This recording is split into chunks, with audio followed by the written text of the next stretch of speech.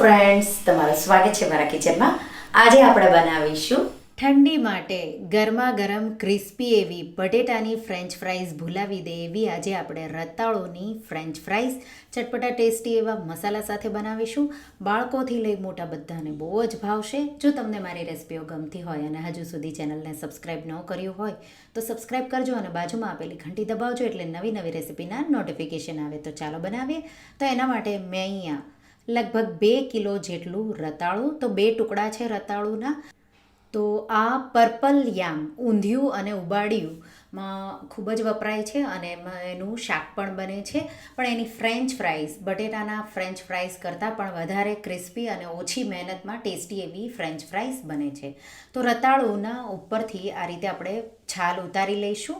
છાલ ઉતરી જાય એટલે આપણે એને એક પાણીથી ધોઈ અને પછી આપણે એને રાઉન્ડ આ રીતે કટ કરી લઈશું અને પછી એમાંથી એક સરખી લાંબી ફ્રાઈઝ આપણે કટ કરીશું. તો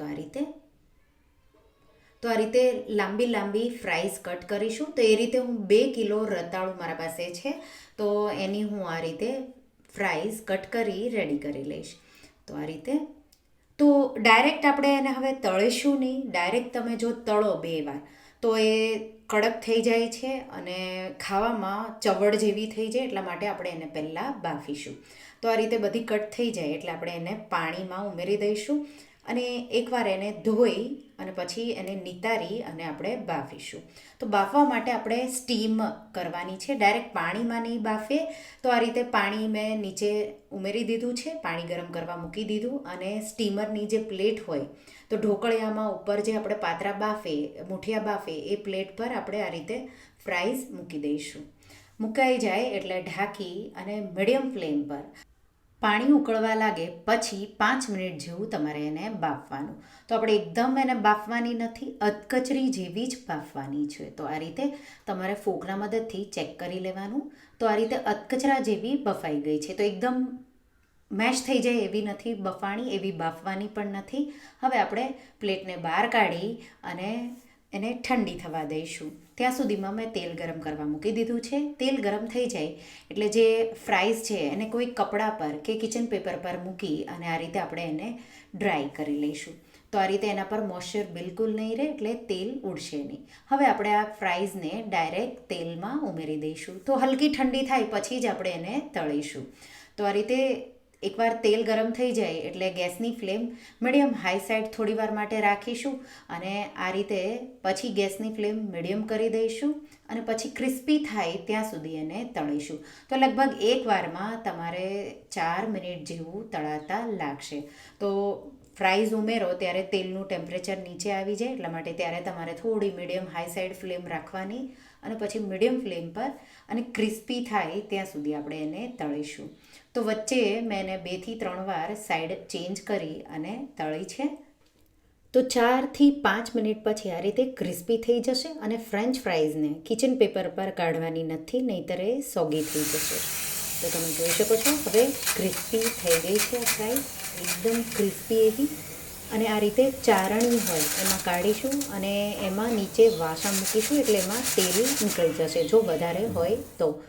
એ જ રીતે બીજી ફ્રાઈઝ આપણે તળી લઈશું. તમે ગરમ ગરમ ફ્રાઈઝને મીઠું છાંટીને પણ સર્વ કરી શકો છો, પણ હું એના સાથે એકદમ ટેસ્ટીઓ મસાલો બનાવી રહી છું. એનાથી તમારી ફ્રાઈઝ બહુ ટેસ્ટી લાગશે. એના માટે એક પેન લેશું, એમાં 2 તજના ટુકડા, 2 ટીસ્પૂન વરિયાળી. તો જીરું આપણે અત્યારે જ ઉમેરવાનું છે, પણ મારા પાસે શેકેલું છે 2 ટીસ્પૂન જેટલું, એટલે હું અત્યારે એને લાસ્ટમાં ક્રિસ્પી થાય એટલા માટે ઉમેરીશ. પણ જો તમારી પાસે શેકેલું જીરું ન હોય તો અત્યારે ઉમેરવાનું.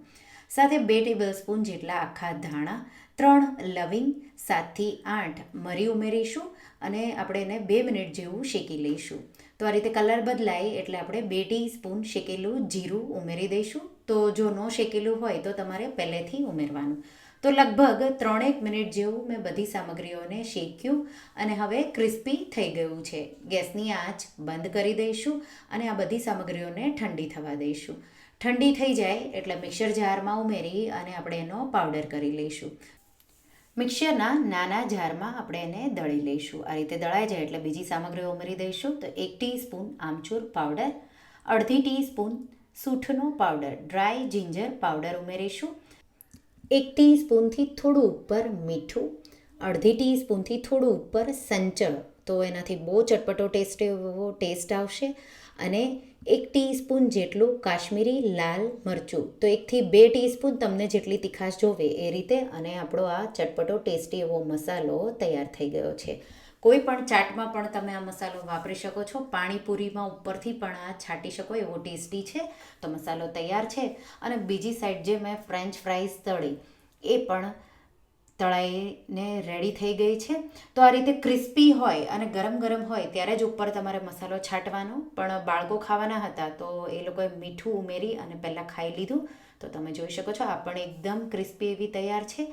ક્રિસ્પી ફ્રેન્ચ ફ્રાઈઝને સર્વિંગ પ્લેટમાં કાઢીશું અને ઉપરથી આપણે મસાલો જે બનાવ્યો છે એ છાંટીશું. અને તમે જોઈ શકો છો બધી જ ફ્રેન્ચ ફ્રાઈઝ એકદમ ક્રિસ્પી છે. થોડું મીઠું ઉપરથી છાંટીશું એટલે ઓછું ન રહે.